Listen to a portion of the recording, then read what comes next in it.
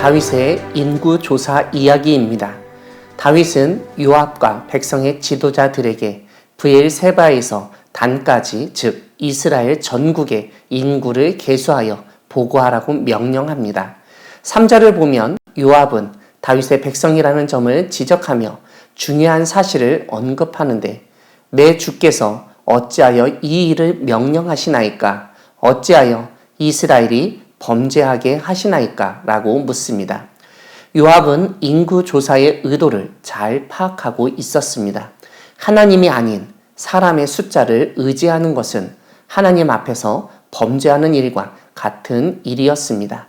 그래서 요압은 다윗에게 그런 명령이 잘못되었다고 문제를 제기했습니다.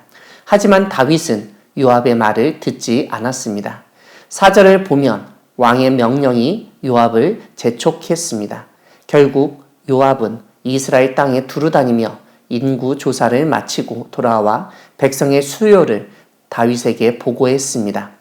이스라엘 중에서 칼을 뺄 만한 자, 즉 무기를 들고 전쟁에 나갈 사람의 숫자가 110만 명이며 유다 중에서는 47만 명이라고 알려줍니다. 아무튼 여기서 우리는 다윗이 인구 조사를 시킨 1차적인 목적을 분명히 알게 됩니다.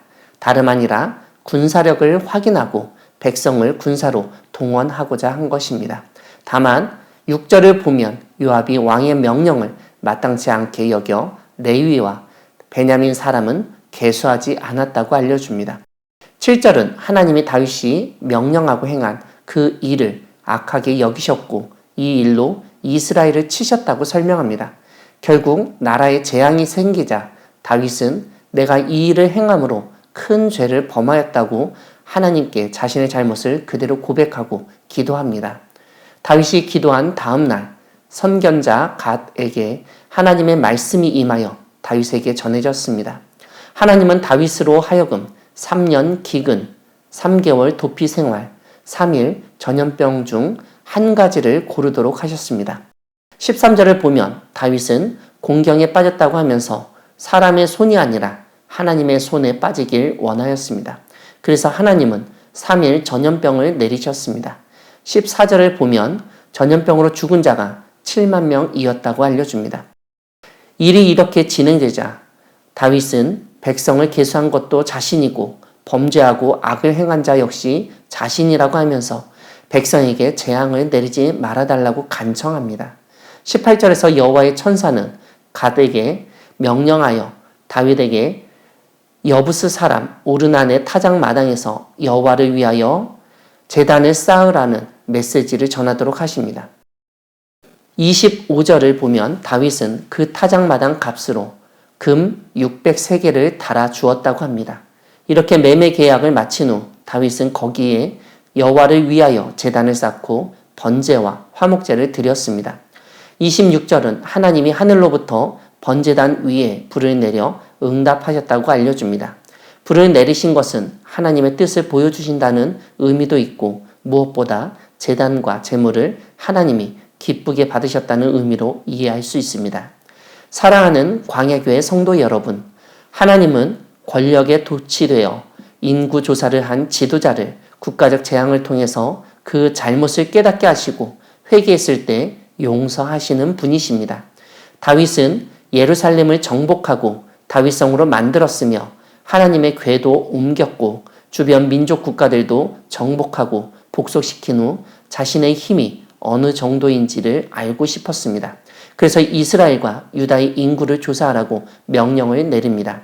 보통의 경우 인구조사는 군대 동원과 강제징용, 세금 징수를 위해서 실시되곤 했습니다.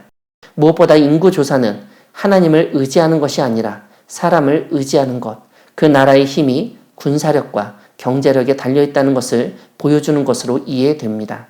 이런 점에서 다윗이 인구조사를 했다는 것은 권력에 도취되어 자신의 권력을 확인하고 자랑하기 위함이라고 할 수 있습니다.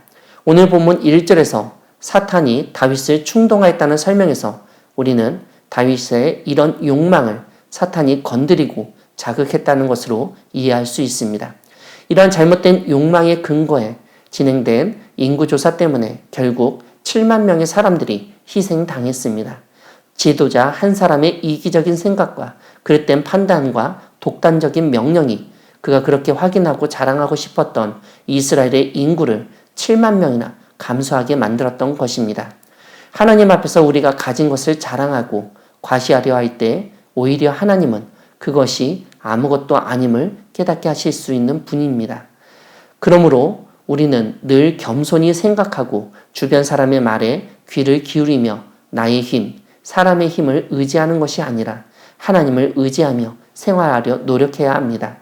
이런 가운데 오늘 본문은 다윗이 잘못을 뉘우치고 죄를 고백하며 기도로 나아갈 때 놀라운 은혜를 베풀어 주시는 하나님을 보여주며 우리가 잘못을 인정하고 회개하며 하나님께 기도할 때 하나님이 응답하신다는 점을 알려줍니다.